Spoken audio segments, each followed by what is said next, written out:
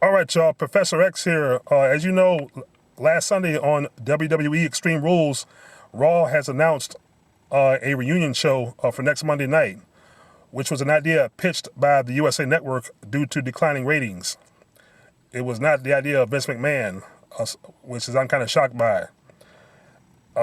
Apparently, ratings on Raw are getting dangerously low, and SmackDown isn't any better. And you know the attendance is down too.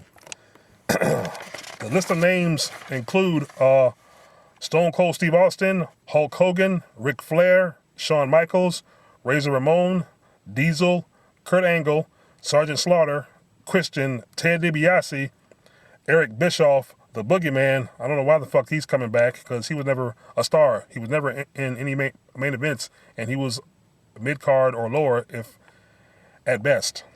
Jimmy Hart, the Hurricane. What's up with that? Santino Marella, Jerry the King Lawler.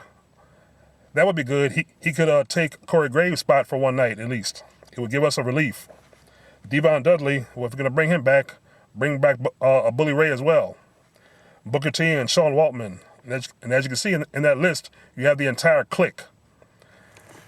And one of the ideas also by the USA Network was also pitched, which is the 24/7 title comic relief that we're seeing now. This is obviously an act of desperation due to the coming up on the rear All Elite Wrestling, which debuts on TNT in October this fall. Vince McMahon, I don't know what you're going to do. This isn't going to work because basically all these legends are basically either middle-aged or old because they're not going to wrestle. I think all we're going to see on this reunion show is a bunch of comic relief Attitude Era based segments. And speaking of All Elite Wrestling, wasn't that Fight for the Fallen pay-per-view awesome? Now, apparently somebody had something to say to Cody Rhodes to answer his promo, which was, deservingly so, a deserving shot at WWE. You can't counter programming. Shayna Baszler gave us the definition of counter programming, and Cody Rhodes said you can't counter program the revolution of all elite wrestling. Well, she was referring to the Evolve show that aired coincidentally the same night as All Elite Wrestling's pay-per-view. And WWE has had a relationship with Evolve for years, and it's just so convenient that show aired the same night as Fight for the Fallen.